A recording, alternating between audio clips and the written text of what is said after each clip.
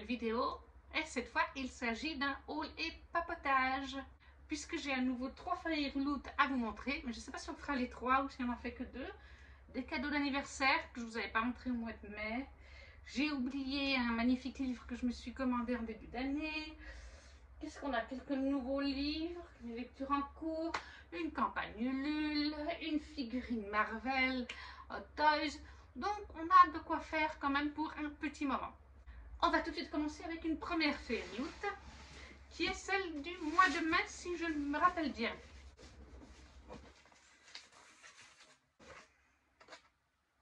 Alors, on va sortir un petit peu les items. Si je trouve la carte, voilà. Stock.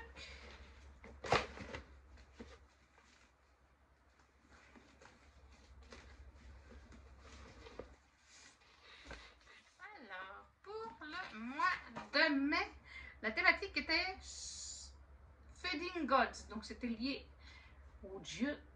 Très jolie carte, on voit tout de suite dans le thème que l'on est. Et nous avions pour commencer un très joli tote bag, celui-là je vais le garder. J'en avais déjà eu un dans une précédente feuille rouloute, mais je vais le mettre en vente. Je sais pas où je l'ai mis là du coup.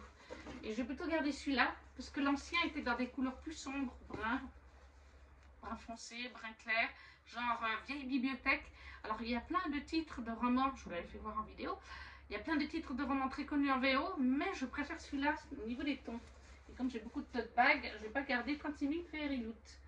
Celui-là est donc sur les livres de mythologie grecque. C'est pareil, le recto comme le verso, c'est la même chose. Donc au niveau des mythologies, nous avons Circé de Madeline Miller, The Song of Achille de Madeline Miller, The Odyssey de Homère, Love Olympus de Rachel Smythe, Electra de Euripides, Prometheus Bond de Aeschylus. Et puis, qu'est-ce qu'on a d'autre qui est connu? Percy Jackson de Rick Riordan. Nous avons aussi Ariadne de Jennifer Sand qui sort prochainement chez Sabran d'ailleurs. Never Look Back, Plateau. Et puis, il me semble qu'il y avait l'or. Oui, il y a l'or de Alexandra Bracken. Voilà. Je vais vous enlever les anses, je vais vous montrer de tout près. Voilà, il est super sympa. Celui-là me plaît plus que l'autre. Les couleurs sont beaucoup plus sympas. Ensuite, nous avions des poils de chat, une petite cagette pour mettre des livres ou d'autres petites choses sur la mythologie grecque. Il me semble qu'il n'est pas thématisé celui-là. Hein. Canva Basket, Ad Astra, Pera Aspera. Ouais, je ne crois pas que ce soit un livre, hein. C'est juste, je pense que ça doit être une phrase en mythologie grecque. Donc il est bien sûr thématisé mythologie grecque. J'en avais déjà reçu un. Mais du coup, maintenant que je voudrais présenter celui-là, je ne vais pas garder 1 milliard de petits machins. Celui-là me plaît plus, mythologie grecque bien sûr. Donc je pense que l'autre va partir en vente sur Vinted. Et je vais mettre là, pour l'instant, dans l'autre basket, j'avais mis tout ce que j'ai reçu dans les calendriers de Noël. Des calendriers de Noël de Kimi Collection, de Pikitty, Steph de Pikitty. J'avais mis les petits goodies dans les petites cartes postales, les petites cartes de vœux qu'on peut garder pour plus tard quand on en aura besoin. Ensuite, nous avions ceci, c'est une postcard en bois. Alors bon, clairement, je pense pas que ça s'envoie par la poste. Hein. Même si c'est vrai qu'il y a même un truc pour le pour le timbre. Et la postcard, wooden postcard, le mot Olympus, tout simplement. Et elle est très très jolie. Ça ira très bien pour faire mes photos de mythologie grecque. J'ai juste 2 petites choses en mythologie grecque. J'ai trouvé sur Wish une pièce qui fait un peu mythologie, mythe. Et puis comment on appelle ça? Un magnète d'une amphore grecque. Donc ça sera bien aussi pour faire un peu mythologie. Parce que franchement, j'arrive pas à faire des jolies photos où ça fasse vraiment mythologie. Il y a juste un truc, moi, ma carte, dès que j'ai ouvert, je ne sais pas si vous verrez, mais voilà, il y a un trait, comme un coup de crayon ou quelque chose. Ça part pas. C'est juste dommage. Mais elle est très sympa. Derrière, elle est faite comme ça. c'est un item qu'on n'avait pas encore vu, c'est original, c'est différent. Là, on a un pins Valkyrie Helm Pins, qui est le helmet des Valkyries, qui rappelle le helmet, c'est le casque des Valkyries. Très joli aussi. Je ne sais pas si vous le verrez bien. Il est super sympa. Franchement, il est top. Mais encore une fois, j'hésitais à le garder. Les pins, mon problème, c'est que il y a des univers. Des fois, c'est thématisé sur des univers et des fois, c'est pas thématisé sur un dessin animé, non, un livre. Et des fois, c'est thématisé sur un univers, pas juste sur un livre. Alors, quand c'est sur un livre, j'ai vraiment du mal parce que des fois, c'est des livres qu'on n'a pas encore chez nous. Et pour l'instant, je les garde en me disant, si c'est un univers que j'adore vraiment, ça me ferait caca d'avoir vendu un pins appartenant à cet univers et puis qui m'ait vraiment plu, que c'était un coup de cœur et puis que je me souviens que je l'avais en pins et que je l'ai vendu. Donc pour l'instant j'attends. Et c'est pareil même pour les univers, comme là c'est sur la mythologie grecque, il est magnifique. Mais après, où est-ce que je le mettrais? C'est ça le truc. Mais pour l'instant les pins, je les garde. À part si vraiment c'est un pins qui vient d'un univers, par exemple, que je n'ai pas aimé, que je le sais tout de suite, dans ce cas-là, je le mettrai en vente. Et ensuite, nous avions un carnet de notes qui est inspiré par la légende de l'élixir de la vie. Les dieux aiment la luxure, aiment les choses luxurieuses. Donc, ils ont choisi de faire un carnet gilded qui est brillant, enfin qui est, oui, qui est en or, entre guillemets. Le voici. Donc voilà, on voit l'élixir de vie. Il est très joli, ça je dis pas le contraire. Je vais le garder, je pense. Un notebook, c'est toujours utile pour noter des choses, pour faire ses listes de courses. Il est doré sur le côté au niveau du usage-page. Et puis à l'intérieur, c'est un notebook, tout ce qu'il y a de plus joli. Je suis désolée, j'ai la fenêtre ouverte, donc vous entendez peut-être des bruits à l'extérieur. Voilà, tout ce qu'il y a de plus simple. Lui, il est sympa. Parce que j'en ai reçu un il y a quelques temps, c'était pas un notebook, c'était pour les lectures de l'année. Alors il n'est pas daté, on peut le choisir pour l'année qu'on veut. Mais il n'y a pas toutes les infos qu'il me faut et il est en anglais. Et j'ai préféré, comme vous avez pu le voir dans une précédente vidéo haul, celui de Kimi. Donc je pense que l'autre je vais le mettre en vente, même si je trouvais qu'il était super joli. À un moment donné, je ne peux pas agglutiner les trucs de Fairy Loot et puis ne pas m'en servir. Donc ça, très sympa. Ça par contre, ce sera utile. Et ensuite, nous avions du coup le catalogue pour le mois d'après. Le marque-page du mois, bien sûr. Très sympa, ça va avec l'illustration. Et puis, nous avions les cartes Fairy Loot. Qu'est-ce qu'on nous dit déjà? Je crois qu'elles sont avec le livre du mois. Oui, c'est ça. C'était en thématique avec le livre du mois, qui est Divine Rivals, le livre du mois, by Rebecca Ross. Et nous avons The Seven of Stars card, qui est Iris. La voici. Très jolie. Et The Eight of Stars, qui est Roman. Voilà. Iris et Roman ensemble, qui sont donc liés au livre du mois. Comme ça, ils ont fait une pierre de coups, ils ont sorti les cartes Fairy Loot qui vont avec le livre. Très sympa. Ça c'est pareil, encore une fois, pour l'instant, les cartes Fairy Loot, je les garde toutes. Moi, c'est quelqu'un qui m'a expliqué, c'est Caron qui m'a expliqué comment ça fonctionnait. En fait, c'est vraiment un jeu de tarot. Vous avez toutes les cartes du tarot. Ils ont déjà fait un tour complet de toutes les cartes du tarot dans le passé. Et là, je crois que c'est la deuxième ou troisième série qu'on est en train de faire. Et je suis arrivée vraiment au début de la série, je crois, ou pas loin. Donc, je les garde parce que ça peut être sympa de toutes les avoir.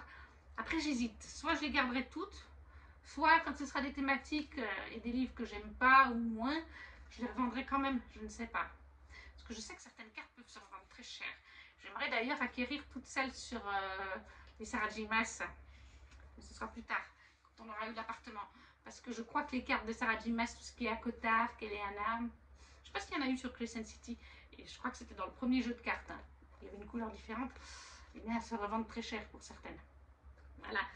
Donc pour l'instant, un projet d'acquérir celle de Sarah J. Maas, mais ce n'est pas encore le cas. Alors, j'ai eu 2 fois l'illustration du mois. Voilà, avec le mot de l'autrice. Je pense que j'essaierai peut-être de le vendre à 1 euro.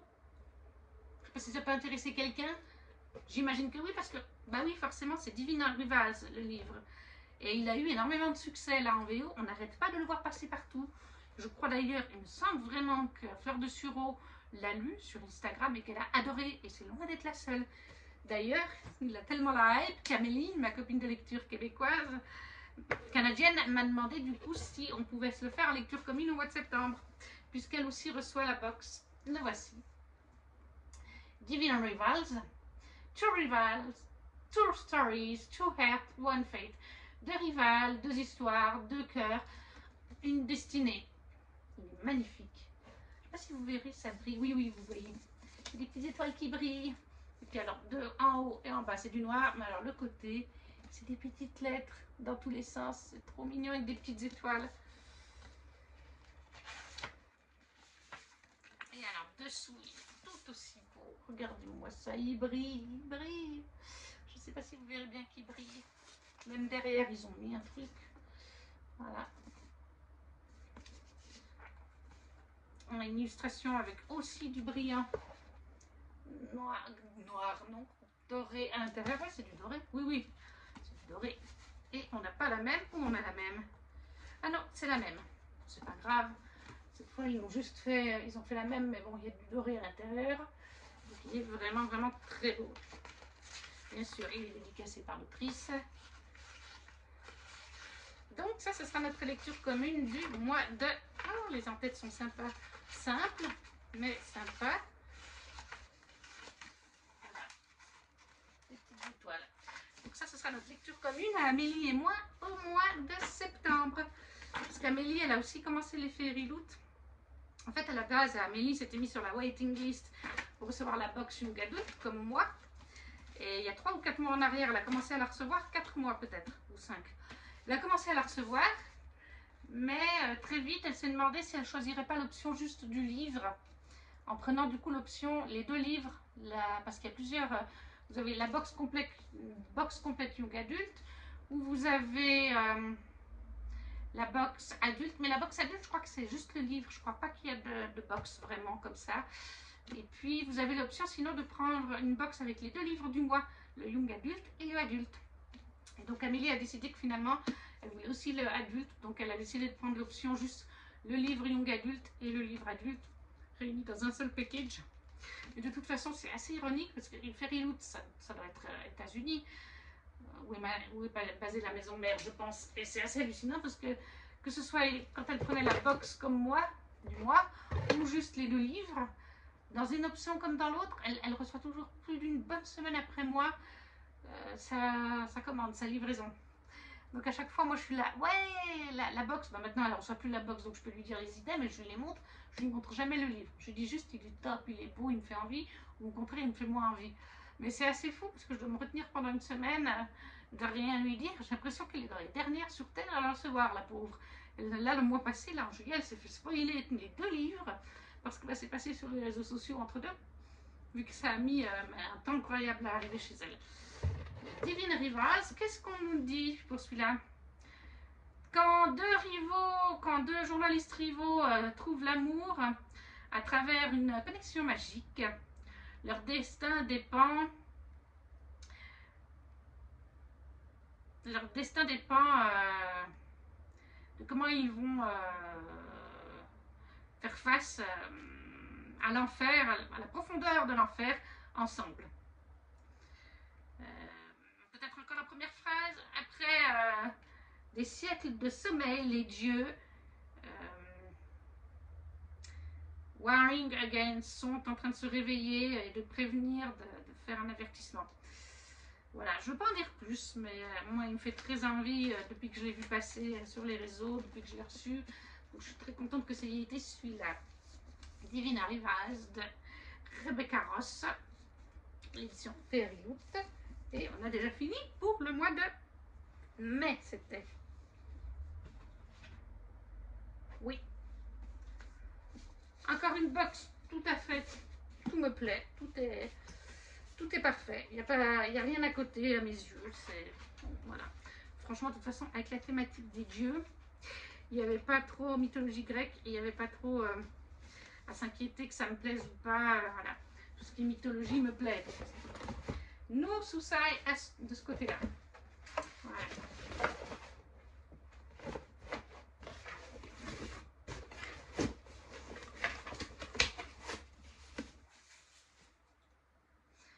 Ensuite, qu'est-ce qu'on va montrer? Je ne sais pas. Oh oui, tant qu'à faire, je vais vous montrer. Un petit pins Disney que j'ai reçu, que je ne vais pas garder. Parce qu'en fait, je suis inscrite sur un Facebook de vente de pins, Fantasy Pins. Je ne vous dirai pas le nom du groupe parce que c'est un petit groupe qu'elle souhaite rester anonyme. Et en fait, cette personne, elle crée des pins sur tablette et après, elle envoie, comme beaucoup de créateurs de nos jours, elle envoie à une usine de pins et quelques mois plus tard, elle les reçoit. Et en fait, au début, on pouvait choisir ce qu'on prenait ou pas parce qu'ils sont à 50 € le pins, faut savoir, ce qui est un budget. Et au début, on pouvait choisir les pins qu'on prenait et moi, c'est ce que je faisais. Parce qu'en collection Disney, peut-être que je vous en ai pas trop encore parlé, mais je choisis, c'est-à-dire que je ne vais pas prendre en collection, je ne vais pas collectionner tous les pins de cette série parce que je veux la collection complète, par exemple. C'est pareil dans les poupées limitées, je choisis que les dessins animés que j'aime, que les princesses que j'aime. Les méchants, je n'aime pas ça, donc je ne prends jamais de trucs sur les méchants. Donc c'est ce que je faisais aussi avec ces pins sur les princesses. Les jeunes princesses endormies, en quelque sorte, elles ont les yeux fermés à chaque fois sur les pins. Et voilà, je choisissais que les personnages Disney.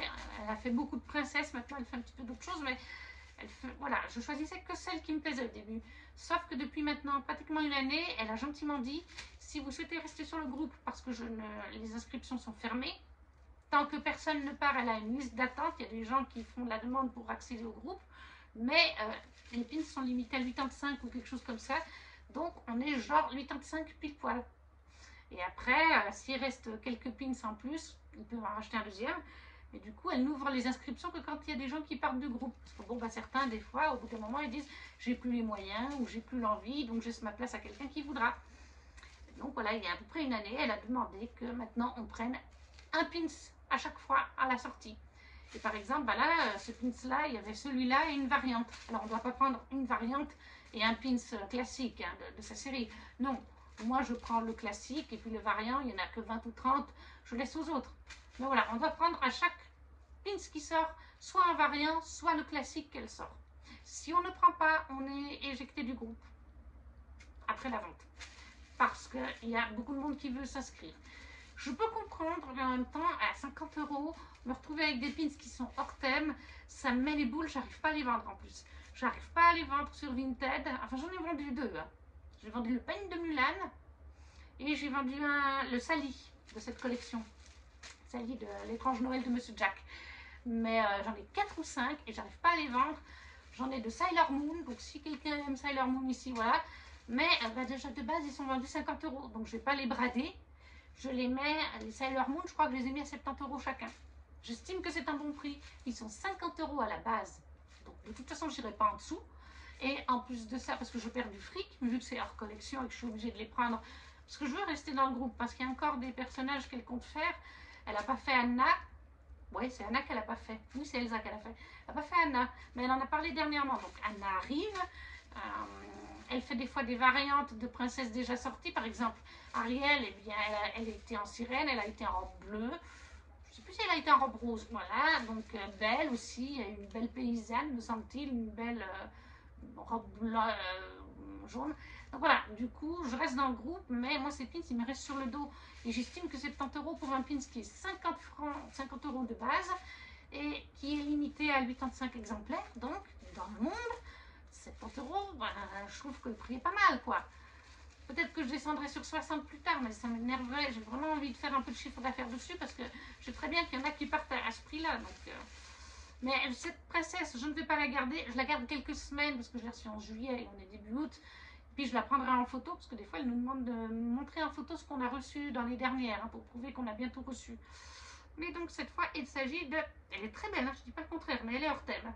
Il s'agit de Princesse Tiana, de la princesse et la grenouille. Je ne sais pas où la mettre pour que vous la voyez bien. Mais elle est absolument trop jolie, cette petite Tiana. Voilà. La qualité est là, hein. Franchement, vous avez vu la main? C'est pas les pins de Disney Store qui sont comme ça, hein. C'est un pins qui est gros. C'est bien, c'est à 80. Voilà. Donc, il y en a 80 en vente et on est genre 60 ou 70 sur le groupe. Elle en a quelques-uns en plus. Enfin, c'est-à-dire qu'il y en a 80 et elle a quelques places de côté pour justement, pour ceux qui veulent acheter en double, pour faire du trad ou de la revente. Mais moi, voilà, comme je vous dis, j'arrive pas à les vendre. Ce qui m'énerve un petit peu, mais je vous le montre parce que c'est du Disney quand même. Et puis qu'à un moment donné, il sera en vente sur mon Vinted. Donc si vous intéresse, venez déjà me voir maintenant. Par contre, je le mettrai vraiment sur Vinted. On en discute après, pour que je vous le réserve. Mais voilà, je le mets sur Vinted parce que là, les ventes Vinted que je fais actuellement, toutes les ventes Vinted, vont me servir en fait à financer une partie du parc Plume Blanche 2024 qui va sortir fin août ou début septembre.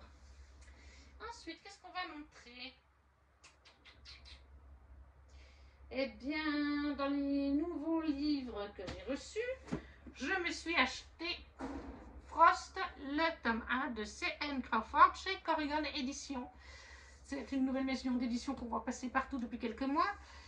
Ils ont déjà sorti plusieurs titres et moi j'ai fait voter sur Instagram au mois de juillet à ma communauté entre ce premier tome de Frost, le premier tome du Prince Roi Corbeau, un truc dans le genre, et il y en avait un troisième. J'ai un blanc sur son titre. Je vous avais fait voter sur la communauté Instagram sur lequel je devais me prendre pour décès cette maison d'édition. Et Frost et le Roi Corbeau, le Prince Corbeau, ont été ex aequo. Il y avait le même nombre de votes. Ça m'arrangeait parce que c'était les deux qui me faisaient le plus envie. Mais j'ai quand même été demandé sur le Discord, le coin DLC, et le même jour j'ai demandé en live Twitch à Kimi conseil, et puis à sa communauté, parce qu'on parle, il n'y a pas que Kimi qui parle dans l'anglais, il y a aussi les gens dans le chat, lequel serait le mieux entre les deux. Kimi venait de s'acheter celui-là, elle comptait le lire prochainement. Et puis sur le Discord du coin DLC et sur le live de Kimi, plusieurs personnes ont repris une chose que je savais. Celui sur le Roi Corbeau, le Prince Corbeau, c'est un tome 2. Corrigan a sorti le tome 2 avant le tome 1. C'est une réécriture de Cendrillon, mais ils ont sorti le tome 2 avant le tome 1. Alors, c'est pas dramatique parce qu'on ne voit apparemment, j'ai vu la vidéo de Gladys aujourd'hui et elle parlait de ce tome, puisqu'elle l'avait lu, le Roi Corbeau, le Prince Corbeau. Oh, je sais plus. Elle l'a lu, elle a beaucoup aimé, et on voit les personnages du tome 1 qu'à la fin du tome 2. Voilà, c'est comme un caméo. Mais, comme elle a expliqué, en effet, on sait ce qui se passe un petit peu avec ces personnages très légèrement, puisqu'on les voit à la fin de ce tome, du tome 2 du Corbeau. Donc, ça m'a décidé sur Frost. Et puis, j'ai bien fait aussi, parce que je ne sais plus qui l'a lu dernièrement, mais elle a eu un très bon avis. Je crois que c'est Kimi qui l'a bien aimé. Puis 2 ou 3 autres personnes, donc je ne regrette pas. Là, on nous dit qu'à 26 ans, Ava ne croit plus en l'amour. La jeune femme, mi-femme, mi-humaine, a abandonnée à la naissance, s'est toujours sentie comme une paria. En plus, elle découvre le jour de son anniversaire que son petit ami la trompe. Et elle s'enfuit pour échapper au sombre avenir auquel elle semble destinée. Alors quand Thorin, le roi des failles, annonce qu'il va la choisir pour devenir sa reine, Ava ne comprend pas. Pourquoi le roi voudrait-il qu'elle monte sur le trône alors qu'ils se sont détestés au premier regard? Que cache son sourire diabolique, son air glacial et son allure tellement séduisante?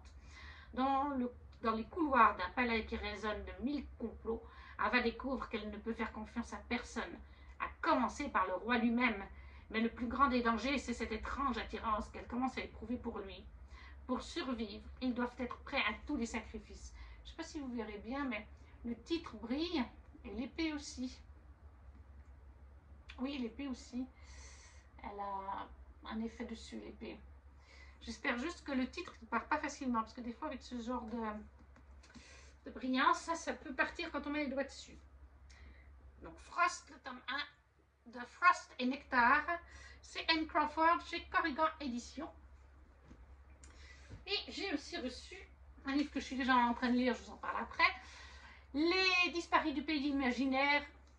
Enfin, je me suis acheté, pas reçu, mais il est venu par la poste. Les disparus du pays imaginaire d'Aiden Thomas, c'est Sabran Édition. Encore une magnifique édition. Le titre brille un petit peu. Les petites feuilles là en bas, je ne sais pas si vous verrez bien. Et puis là, Wendy brille aussi. Il est absolument magnifique. De toute façon, je vous le présenterai aussi au book haul. Voilà. Et en fait, le motif ici, ça reprend Wendy sur la couverture, ça reprend ça en fait. Tout simplement. Mais il est magnifique. Puis alors, dessous, la page intérieure, c'est la forêt. Et voilà. Magnifique. Ce dessus de livre de relier est trop beau. Ce violet, j'adore. Ça fait un petit peu creepy, c'est tout ce qu'on veut. Franchement, j'adore. Et on est sur une réécriture de Peter Pan, tout simplement.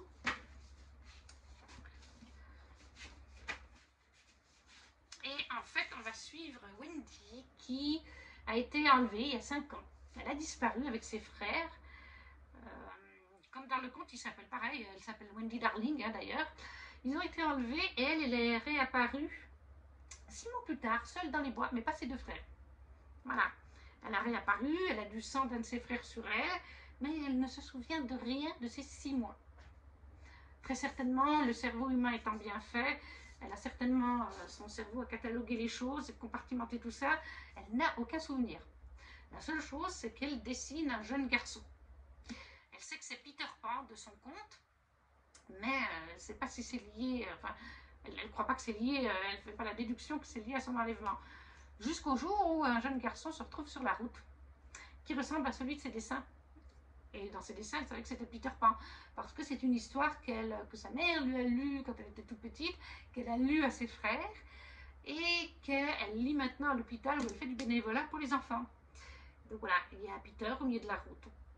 Et bien sûr qu'au début, elle ne croit pas du tout que c'est Peter Pan, même si le gamin ressemble... Enfin, il ressemble dans le sens où il est plus vieux que sur les dessins. Donc déjà, Peter Pan n'est pas censé vieillir. Et puis bah déjà, c'est fictif, Peter Pan, ça vient de son imaginaire. Donc elle est là, non, tu n'es pas Peter Pan. Et lui, il est là, oui, je suis Peter, c'est moi, Peter Pan, tu te rappelles pas de moi? Ben non, de toute façon, elle se rappelle de rien. Et comme par hasard, il y a des nouveaux enfants qui disparaissent depuis quelques jours. Il y en a déjà 2 qu'on ne retrouve pas. Donc il y a aussi une enquête de police. On interroge Wendy, on interroge les voisins, bref. Il est vraiment super ce livre. J'en suis bientôt à la moitié. Ouais, bientôt. Et j'adore. Franchement, il est très creepy, hein, il est très spooky. Il y a une ambiance vraiment un peu sombre hein, là-dedans. Ce serait idéal à Halloween, je dirais. On a vraiment... Aidan Thomas, il est très fort parce que il y a 1001 pistes. Des fois, je me dis, oui, c'est Wendy qui a tué ses frères. Et puis en fait, son cerveau a compartimenté. Ou alors qu'elle a des personnalités multiples, comme dans la BD de Elle, qui est une biologie en BD, je crois, où on traite des personnes qui ont des troubles comportementaux, qui ont 2 personnalités, voire des fois plus, et que quand une personnalité est en sommeil, l'autre ne sait pas que cette personnalité existe. Donc vous pouvez être quelqu'un de très sympathique et l'autre personnalité que vous avez est un meurtrier. Ça existe vraiment, hein. C'est une maladie, c'est un souci mental. Il y a des gens qui ont plusieurs personnalités et certaines de leurs personnalités, ils ne réalisent pas qu'ils cohabitent ensemble. Hein. C'est tout d'un coup, quand on les met devant le fait accompli ou qu'on les a filmés, voilà, tu as une autre personnalité, tu agis comme ça quand tu es dans cette personnalité. Et puis eux, ils sont là, mais moi je croyais que je dormais, ou enfin, voilà, ça existe. Hein. Donc moi je me demande si c'est pas ça. Ou alors des fois je suis là, ouais, le voisin, ou le père, ou ci, ou là. Ou alors Wendy a eu un gros, elle ne s'est pas le cas tué, mais elle a eu un gros traumatisme. Et, de toute façon, c'est sûr, elle a compartimenté tout ça, mais enfin voilà, il y a plein de pistes évoquées. À chaque chapitre, il y a une nouveauté qui vient et je suis là, c'est ça ou c'est plutôt ça ou c'est encore tout autre chose. Je trouve vraiment que l'écriture est super bonne, vraiment au top. Moi qui n'aime pas Peter Pan, pour l'instant, j'adore. Et bien sûr, on est aussi en train de se dire, est-ce que Wendy imagine Peter Pan à un moment donné? Moi, là, j'en suis aussi là. Des fois, je me dis, est-ce qu'elle n'imagine pas, en fait, Peter? Est-ce qu'elle n'a pas un problème mental et qu'elle imagine Peter pour éviter, pour trouver du sens au traumatisme qu'elle a vécu il y a quelques années en arrière, pendant ces 6 mois, et du fait que ça reprend comme par hasard maintenant avec d'autres enfants? Peter apparaît à ce moment-là, demande de l'aide vis-à-vis de son ombre. Ou est-ce que, voilà, est-ce que c'est pas tout imaginé? Est-ce que Peter est vraiment réel? Et puis dans ce cas-là, s'il est vraiment réel, ben, il y a de la magie puisqu'il a perdu son ombre. Et là, il a fait de la poussière de fée hier soir, dans ce que j'ai vu. Donc vraiment, il y a plein de thématiques. Enfin voilà, on ne sait pas, est-ce qu'il y a de la magie ou est-ce que c'est fictif, que c'est tout dans la tête de notre héroïne? Est-ce qu'elle les a tués? Est-ce que c'est quelqu'un d'autre? Est-ce qu'elle a plusieurs personnalités? Il y a plein de pistes, franchement, il est vraiment top. Hayden Thomas, Les Disparus du Pays Imaginaire, chez Sabran. Ça, c'était deux nouveautés que j'ai reçues. De quoi je peux vous parler? Ben tiens, mes cadeaux d'anniversaire. Donc en mai, c'était mon anniversaire. Ma patronne m'a fait quelques cadeaux liés à Disney et aux produits de beauté. Elle m'a offert une crème pour les mains Mickey 100 ans. Oui, parce qu'ils ont fait toute une gamme pour les 100 ans, hein, de toute façon, c'est sympa. Le packaging, tout est très brillant.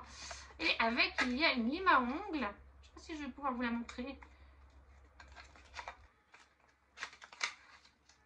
Oui. Voilà. Il y a une jolie lime à ongles de Mickey. Très sympa. Franchement, il est mignon. Petite crème pour les mains.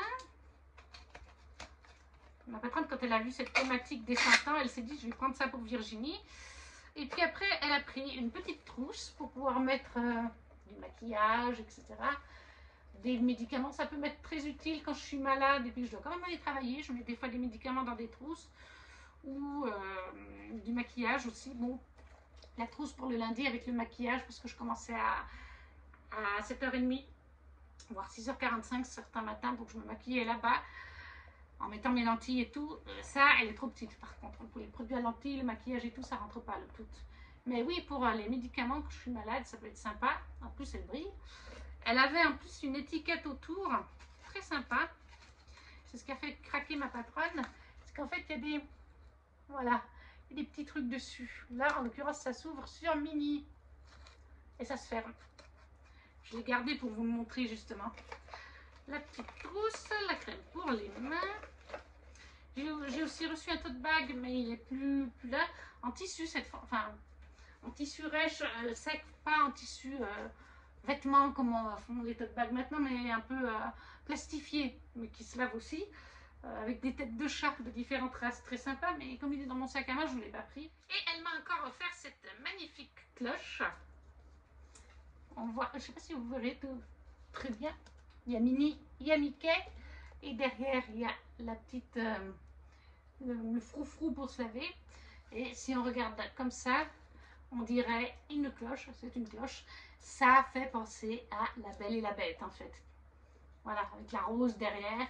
Et là, c'est un gel douche avec un lait pour le corps, avec Mickey et Minnie. Et ce qui est sympa aussi, c'est qu'en bas, il y a plein, je vais m'avancer pour vous montrer, il y a plein de dessins animés. Là, nous avons Cendrillon, la petite sirène, Bambi, oui, Bambi. Oui, Mickey, oh, bref, le premier Mickey, le livre de la jungle, Winnie l'ourson, Aladdin, je ne vois pas, Blanche-Neige, Dumbo et Alice au pays des merveilles. Donc c'était vraiment sympa comme concept. Ça c'était mes cadeaux d'anniversaire de ma patronne. Je les ai ouverts avec Pierre et Raphaël, ils étaient tout contents. Ensuite, je me suis fait un gros plaisir en début d'année, qui est bien lourd et que j'ai pas encore commencé. Alors, je l'ai fait parce que The Story of Marvel Studios, magnifique. Et c'est lourd, hein. Alors, il est en anglais. Là, il est recto verso, il y a différents personnages à chaque fois. En fait, je vais poser comme ça. À un moment donné, Huguin et Menin, en 2022, on avait parlé, début 2022 je crois, fin 2021, quelque chose comme ça, ils en avaient parlé, ils avaient fait des sondages, ils voulaient le faire, et je crois qu'ils voulaient le faire en campagne Ulule en France, et ça plaisait aux Français. Ils en ont parlé 2-3 fois pendant l'année, et puis malheureusement, je crois que c'est vers novembre 2022, ils ont annoncé que ça ne se ferait pas. Ça ne se fera pas parce que ils n'ont pas trouvé, je crois qu'ils n'ont pas trouvé d'accord convenable avec la maison mère aux USA de Marvel Studios et peut-être de la marque qui fait ce livre. Je ne sais pas. Abrams. Mais je crois que c'est avec Marvel directement. Les filiales Marvel Livres, ils n'ont pas réussi à trouver des accords convenables. Je pense que c'était peut-être niveau prix ou quelque chose comme ça. Peut-être que Huguin et Munin ont dit que c'était trop cher pour ce qu'ils voulaient en faire, ou alors que la maison mère n'a pas voulu, tout simplement. Bref, le projet ne se fera pas. Parce que normalement, ça devait donc être traduit par Huguin et Munin. Donc j'étais très déçue parce que je l'attendais vraiment. Mais il n'était pas donné en anglais. Je ne sais plus du tout combien il est en anglais. Et puis un jour, j'étais sur Instagram en décembre, toute fin décembre. Et là, il y a Oh Magical World, Camille et sa sœur. J'ai un blanc. Et une des deux l'a déboxé en live parce que sa sœur le lui a offert. Il me semble que c'est sa sœur ou c'est elle-même. Parce qu'il était en solde sur Amazon. Il était, je crois qu'il était bien pratiquement 50% ou 30%, en tout cas 30%. Donc en fait, normalement j'aurais pas dû parce qu'on était en décembre, il y avait encore les impôts 2021 à payer, mais 30%, 30 ou 50%, j'ai dit je peux pas passer à côté parce qu'il est vraiment pas donné en VO. Et donc il se compose comme ça. Il est donc dans un fourreau. Là vous avez le titre. Et vous avez les deux livres. Le premier, vous avez le Gant de l'infini. Magnifique. Voilà. Après, on peut montrer des pages. Alors, il y a pas mal de photos, ça c'est l'avantage. Là, je pense que là, on est dans les Gardiens de la Galaxie.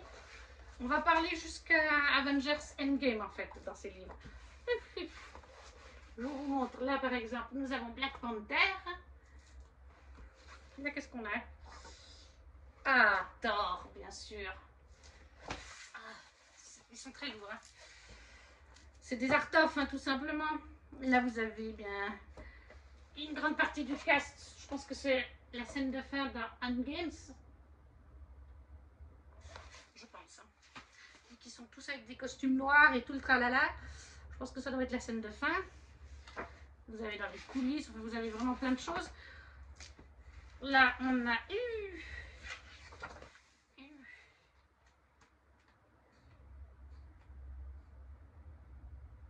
Et ben voilà, là, on a Endgames. Hop. Les coulisses d'Endgames. Mais vous avez tous les Marvel. Donc là, le premier c'est le deuxième du coup, je pense, avec le Gant de l'infini. Le premier, c'est le premier Iron Man, la première version que fait Tony dans le premier film. Voilà, Captain America. Puis là, je pense que c'est Tony. Ah non, même pas. C'est les Gardiens. Oui, ça doit être dans les Gardiens. Parce que vu le personnage, ça doit être dans les Gardiens, le premier. Ils sont absolument magnifiques et ils ont déjà plein de poils de chat. On va aussi montrer, là par exemple, oui, c'est très bien. Je crois que c'est encore les Gardiens. Là, j'ai l'impression de vous montrer que les Gardiens, mais je regarde les feuilles. Oh, je fais vraiment au hasard. Hein, Là, on a Thor, le premier Thor. Ça, je m'en rappelle très bien. Voilà, premier Thor. Donc voilà, les films Marvel du premier film, donc le premier Iron Man jusqu'à Endgame sont compartimentés là-dedans. Après, vous avez des éditions en VO pour chacun, chaque Thor, chaque machin. Mais déjà, certains Art-of, on les trouve pratiquement plus. Ils sont à 300-400 €, je crois, quelque chose comme ça. Et puis je pense que ça, c'est déjà pas mal complet quand même. Voilà, l'Art-of en VO. 10 ans de Marvel Studios, The Story of Marvel. The Making of the Marvel Cinematic Universe by Tara Bennett et Paul Terry. Forward by Kevin Feige. Afterward by Robert Downey Jr. Ah oui, le dernier mot, ce sera Robert Downey Jr. Il est lourd celui-là. Ensuite, qu'est-ce que je peux vous montrer? J'ai participé en fin d'année, je crois que c'était en décembre ou en janvier, à la campagne Ulule pour l'encyclopédie des plus grandes histoires d'amour du Héron d'Argent par Jessica Lully, Jahira et Vanessa Calico. Encore une magnifique édition, comme vous pouvez voir là. Trop beau. Et on a reçu plein de petites choses. Déjà, il y avait un très joli marque-page. Voilà. Débloqué pendant la campagne. Et nous avons des photos Là, nous avons Mata Hari. Et Mata Hari, c'était déjà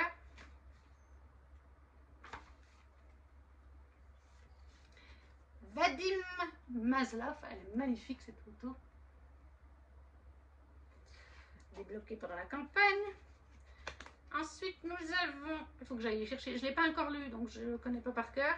Ensuite, nous avons une art print de Yohiro et Sakura.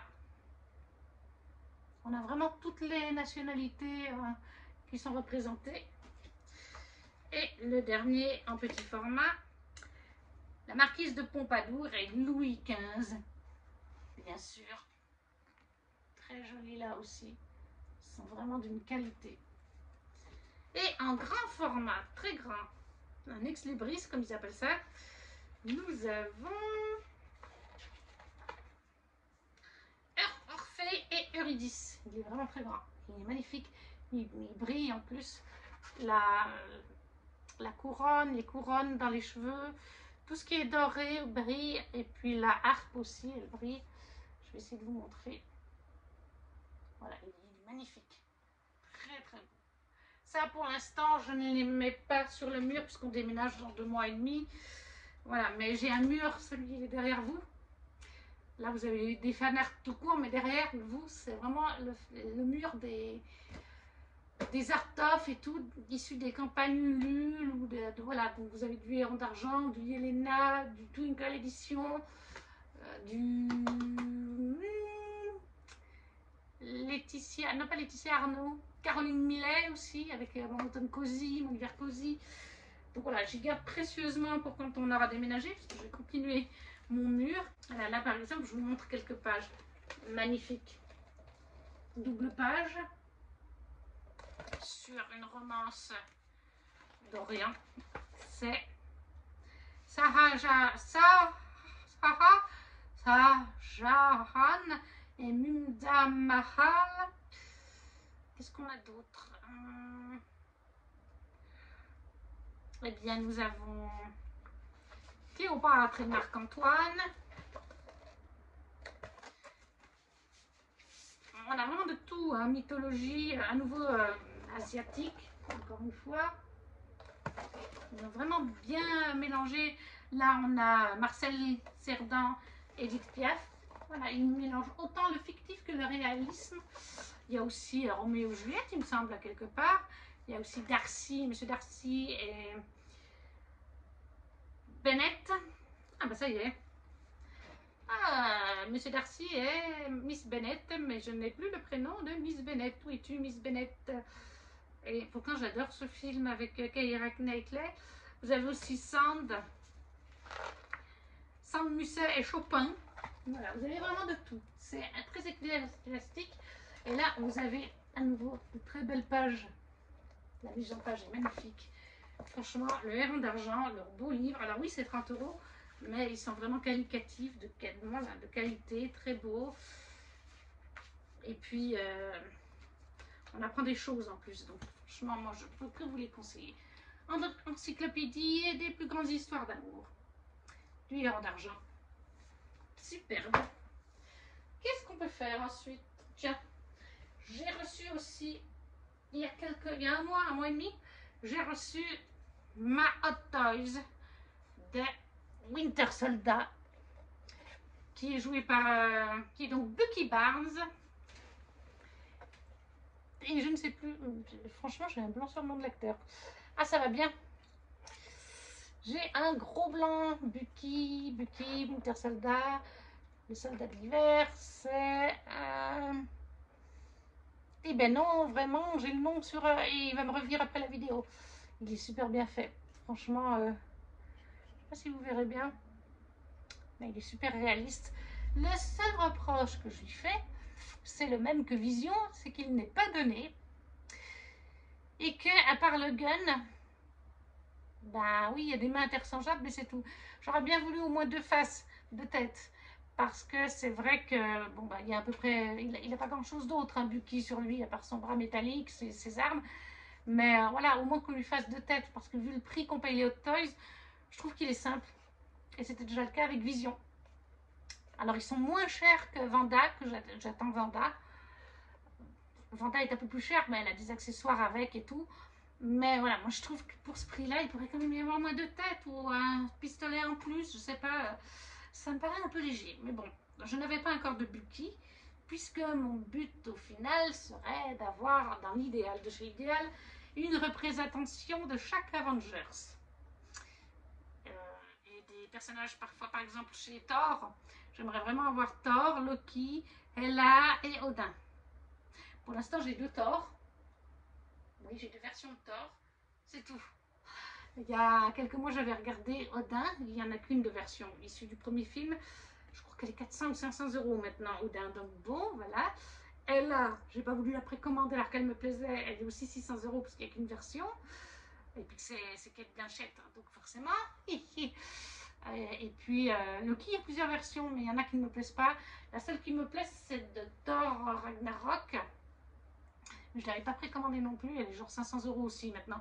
De toute façon, les Hot Toys sont chères de base, elles sont dans les 300 € minimum, hein. Certaines à 400 même. Donc voilà.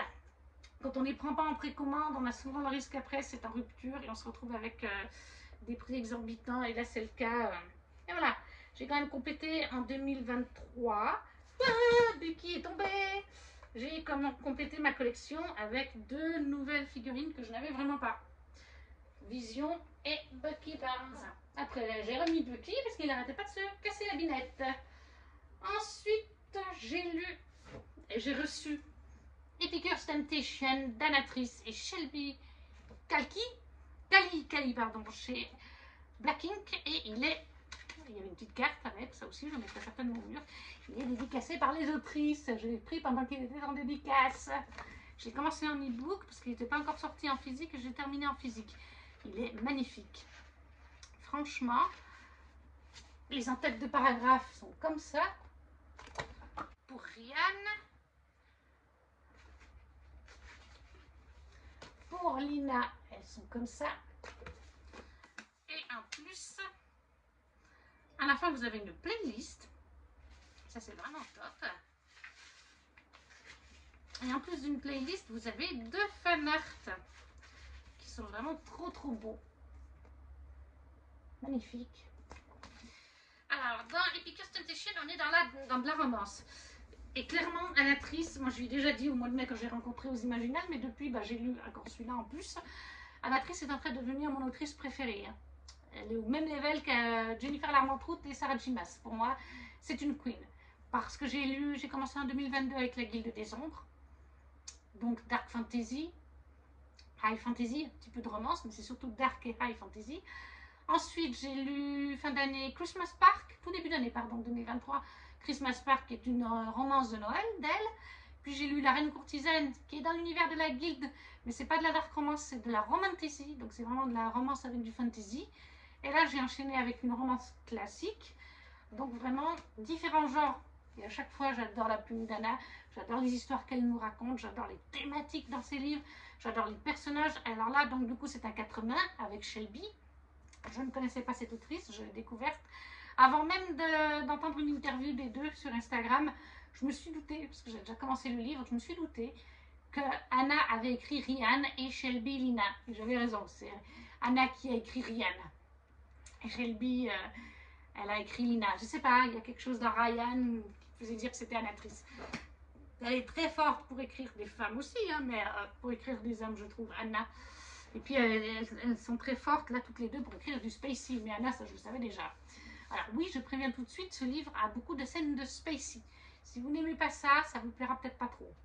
Et du coup, il y a un peu de vulgarité, parce que forcément, surtout du point de vue du gars, parce que forcément, un homme qui a la trentaine d'années, il va pas parler de son kiki en des termes jolis, hein, il va pas parler, il va pas être poète, hein, il parle comme les jeunes de 30 ans. Voilà, ce serait pas logique de parler comme une personne de 70 ans, de manière poétique, de son engin, etc. On va parler jeune, on va dire ça comme ça. Là, on suit en fait une romance avec, il y a 2 thématiques fortes dedans. Une relation prof-élève. On suit Lina qui est dans sa dernière année en terminale. Moi, je suis larguée, hein, je suis suisse d'origine. On n'a pas du tout le même système scolaire, les mêmes niveaux, les mêmes machins. Donc moi, je suis complètement perdue, je ne sais pas à quoi ça correspond. C'est sa dernière année, c'est sa terminale, voilà, c'est l'année du bac, d'après ce que je me rappelle. Et du coup, elle va avoir 18 ans. Je crois qu'elle les a au mois de novembre ou décembre. Donc à la rentrée scolaire, elle n'est pas loin de son anniversaire, elle est presque majeure. On suit Lina qui va tomber amoureuse sous le charme d'abord de son professeur de philo, qui est son prof principal, qui est Ryan. Et Ryan, il a la trentaine, je ne sais plus s'il a 30 ou 33 ans à peu près, mais dans cette tranche d'âge. Donc c'est son prof, Ryan, qui a toujours été très correct, qui n'a jamais eu une seule pensée envers un seul élève. Et là, eh bien, malgré lui, il va être tenté par Lina. Lina qui va tout faire pour le séduire alors qu'il va tenter de résister. Et à côté de ça, alors bien sûr, ça peut gêner. Hein. Clairement, il y a différence d'âge et prof-élève. Je sais que ça ne plaît pas à tout le monde. Après, voilà, il y a des gens qui diraient c'est fictif. Non, pas tant que ça. Hein, je suis désolée. Ça arrive souvent. Alors des fois, malheureusement, ça finit mal. On dit que c'est le prof ou la prof qui a séduit l'élève. Là, c'est l'élève qui a séduit le prof. Surtout aux USA, il y a eu parfois des histoires. Donc on sait que ça arrive. Et puis, ben aussi, excusez-moi, mais on a quand même un exemple sous les yeux. Le président de la France a quand même épousé sa professeure d'université. Donc ça arrive. Alors là, ok, Lina, elle a 17 ans, 3/4. Mais c'est pas que fictif, c'est des choses qui arrivent dans la vraie vie. On tombe amoureux de son prof et que le prof tombe amoureux de l'élève. Donc il y a cette thématique, mais elle est très bien abordée, elle est très bien faite par les autrices. Et il y a surtout la thématique du harcèlement scolaire. Je ne vous spoile rien ni pour la relation, ni pour le harcèlement, c'est dans le résumé. Lina est harcelée depuis quelques mois par plusieurs de ses camarades et ça va de plus en plus loin. Ça va sur internet, sur des vidéos et tout. Et elle n'en parle à personne sauf à son meilleur ami. Elle ne veut pas en parler à ses parents, elle ne veut pas en parler à la direction parce que, comme beaucoup de personnes qui sont harcelées, elle croit que ça va se tasser ou alors que ça va empirer si elle en parle. Parce que à l'école, ça ira peut-être mieux, mais que sur les réseaux sociaux, en dehors, ce sera pire. Donc, elle ne fait rien depuis plusieurs mois et à la rentrée, eh bien, ça recommence de plus belle. Mais Ryan va très vite se rendre compte que quelque chose ne va pas. Déjà parce qu'il va la voir pleurer le jour de la rentrée sur le parking des profs, enfin, sur le parking. Et puis ensuite, il va s'en rendre compte, Ryan. Donc, on a cette thématique de harcèlement avec Lina et avec l'Astico. Je ne vous en dirai pas plus, oui, c'est un drôle de nom. Vous vous doutez bien, l'Astico est aussi un enfant harcelé. Et entre ces deux personnages, il y a vraiment des scènes, il y a des scènes difficiles, il y a des scènes qui m'ont fait pleurer parce que c'est un sujet qui malheureusement existe, le harcèlement. Et là, on a différents levels de harcèlement, différentes choses qu'on entend des fois à la télé qui arrivent à des jeunes. Et franchement, c'est magnifique ce livre. Moi, je dis merci, mesdames, d'avoir fait un tel livre parce que c'est important pour les gens qui sont touchés par ça. Peut-être qu'ils pourront prendre conscience qu'il faut qu'ils en parlent autour d'eux. Direction, parents, et puis parce qu'il faut en parler, même si vous n'êtes pas harcelé, mais que vous connaissez un meilleur ami qui l'est, essayez de lui faire entendre raison, enfin, un livre bouleversant. Et puis bon, bah, la romance, elle est magnifique, elle est spacey, hein, ça je vous l'ai déjà dit, mais parfaite. Donc, Epicurus Temptation d'Anatrice et Shelby Cali chez Dakink Édition.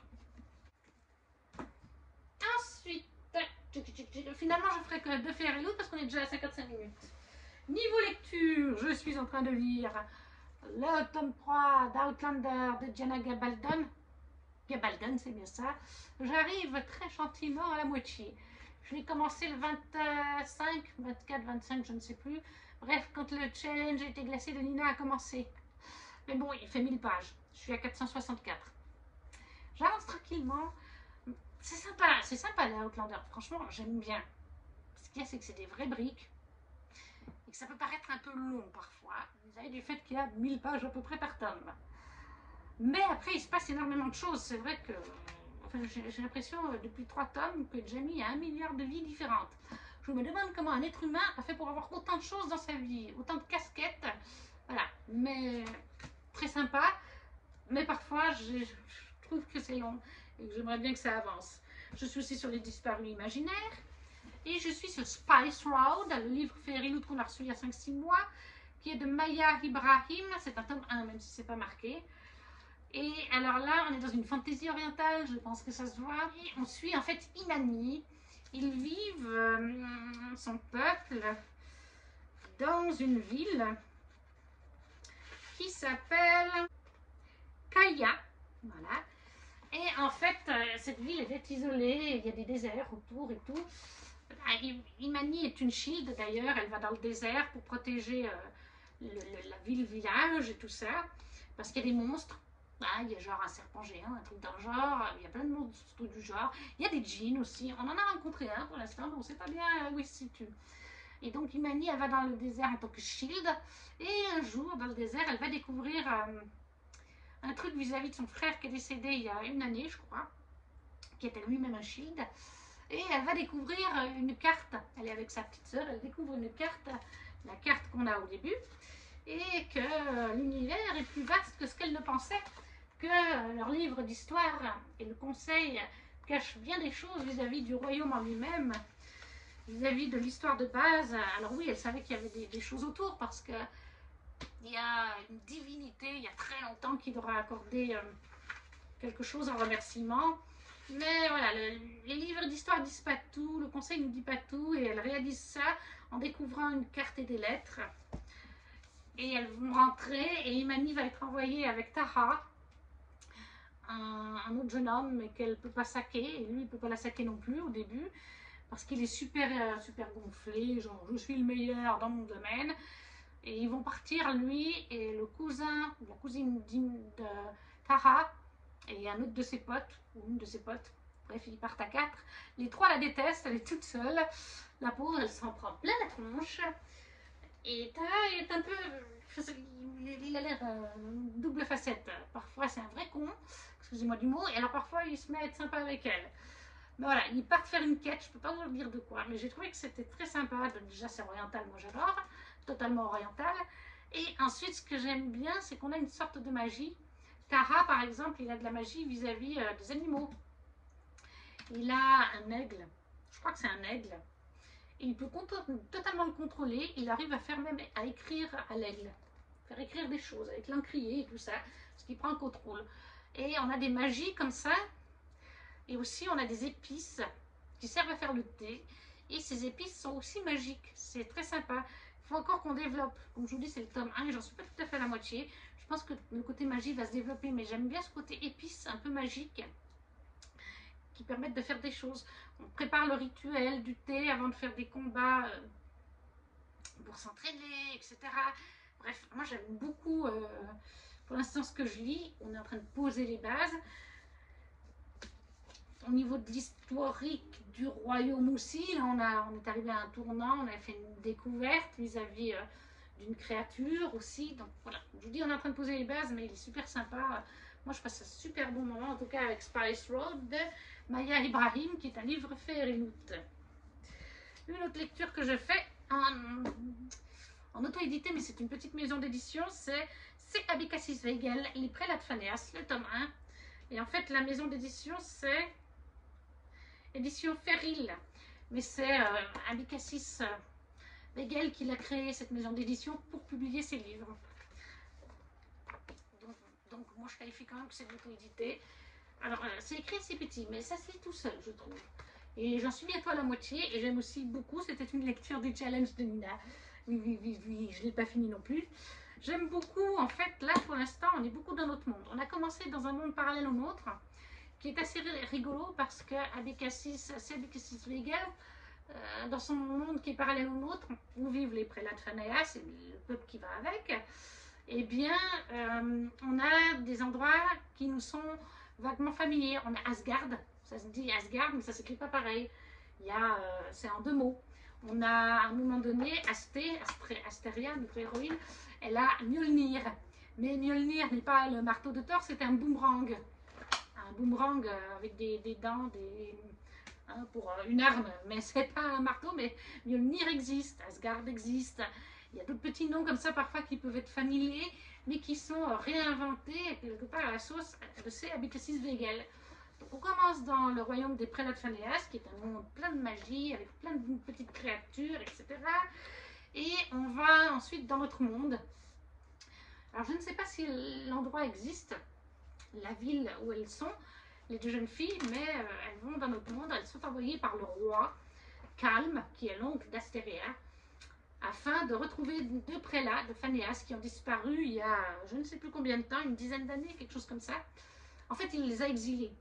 Et apparemment, un des deux serait mort et il les a exilés dans notre monde.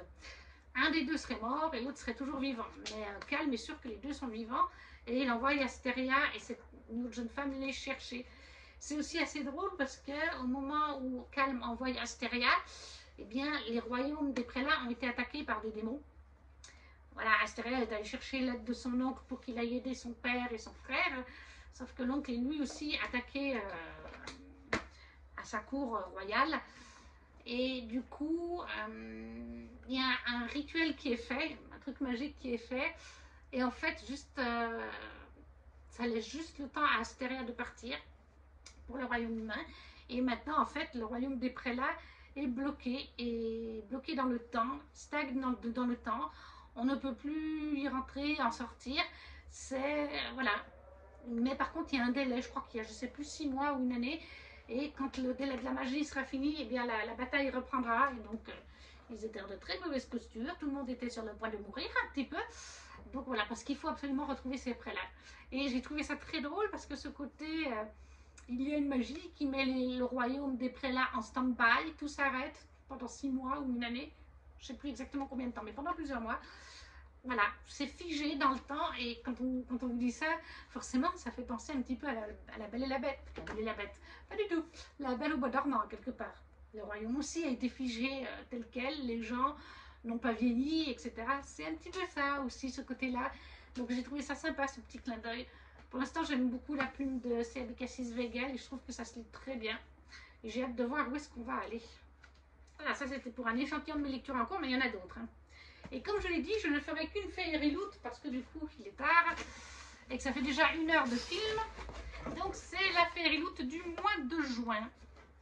Que j'ai aussi pas mal aimé du tout.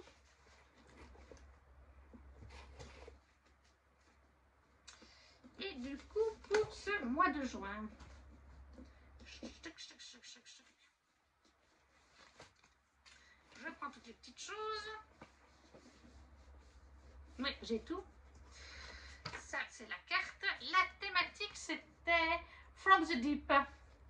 Donc, on est sur la thématique de la mer, de l'océan et des sirènes. Et franchement, très jolie carte. Du coup, nous avions plusieurs marque-pages. Le marque-page du mois, de l'illustration que je vais vous montrer. Et nous avions des divinités. Je crois que c'était les dernières. Nous avons au niveau des marque-pages Poséidon. On le reconnaît tout de suite.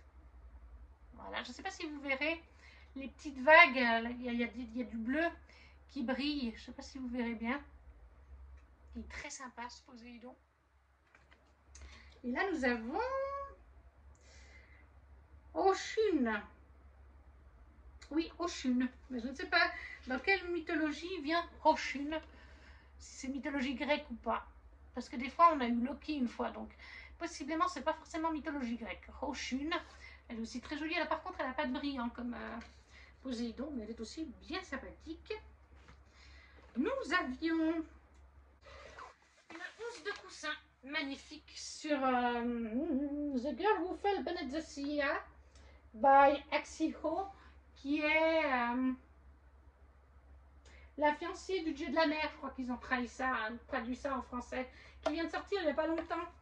D'ailleurs, je vais le lire ce mois d'août en lecture commune sur le Discord DLC, donc il est super. J'attendais de vous le montrer pour le passer au lavage, mais ça je le garde, clair.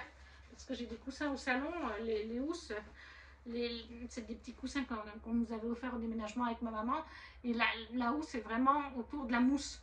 Il n'y a pas de housse sur housse. Du coup, c'est en train de s'effilocher, il y a la mousse qui sort. Comme ça, je vais pouvoir le mettre dedans. Ça, c'est super, ça m'a vraiment plu. Nous avions des petits cotons réutilisables. C'est très à la mode. Alors déjà, ça, c'est super. Ça va me servir après pour faire mes photos marines. Parce que ça fait comme un petit sac marin, comme un fil de pêche. Et nous avons 5 cotons réutilisables sur le thème de la mer. En tissu, ils sont vraiment tout doux. J'adore les couleurs. Ça, ils sont top. Vraiment, ça c'est très utile. On en a toujours besoin. Ensuite, nous avons un deuxième truc à thé sur le thème de la mer. Je crois pas qu'il est...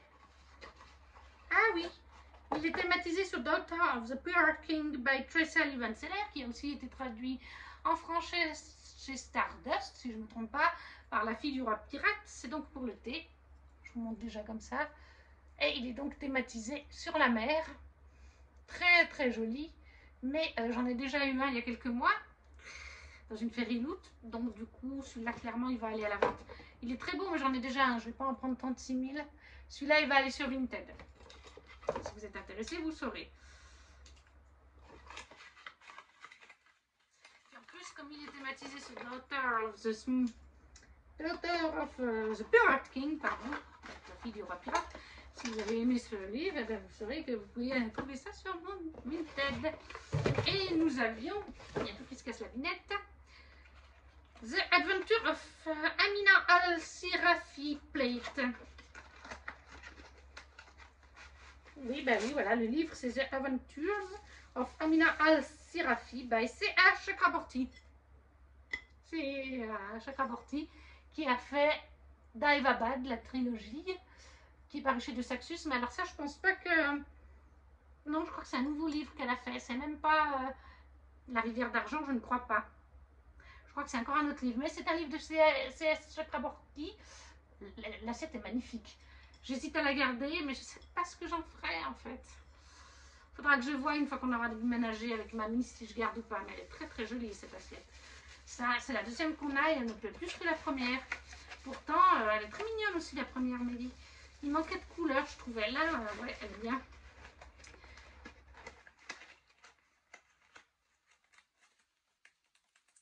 Ça, super sympa là aussi. Ensuite, nous avons deux cartes qui m'ont beaucoup plu, puisque nous avons des cartes de Achille, le chant d'Achille d'Adeline Miller. Et nous avons donc Achille, The Nine of Stars. Achille, The Nine of Stars. Très beau. Et Patrocle, Ten of Stars. Patrocle. Voilà. Et le chant d'Achille, je vais le lire au mois de septembre en plus. Donc, je suis trop contente de les avoir ces deux-là. Patrocle, Achille, du chant d'Achille de Madeleine Miller. Ça, j'étais très contente. Mais je pense que comme c'était la box du mois de juin, c'est aussi le mois des fiertés. Quelque part, je pense qu'ils ont fait exprès pour bien représenter la communauté LGBT. Nous avons la lettre du mois de l'autrice avec un fan art. Très joli. Et le livre du mois, Sing Me to Sleep de Gaby Burton. Alors, je suis un peu moins fan de ce livre, je ne vais pas vous le cacher. Par contre, il m'intéresse beaucoup au niveau histoire, mais le jaspage, je suis un petit peu moins convaincue. A duty to protect, a desire to kill, an impossible love. Un devoir de protéger, un désir de tuer et un amour impossible. On est sur une réécriture de Sirène, vous vous en doutez, enfin j'imagine. Hein. J'ai pas regardé les thématiques, mais vu voilà, très joli fan art. Là aussi, c'est pas le même. Le dos du livre, c'est une belle lune. Et il se présente comme ça. Là, il est joli, celui-là, je l'aime bien. Donc, ça me fait aussi très envie. Qu'est-ce qu'on nous dit comme phrase d'accroche?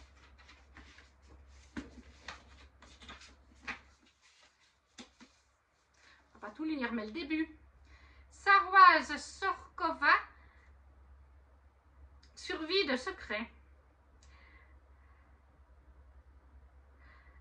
En tant que dernière sirène de son royaume, elle peut chanter et faire aller, en quelque sorte, hein, je traduis grosso modo, elle peut chanter à n'importe quel homme et l'amener à la tombe.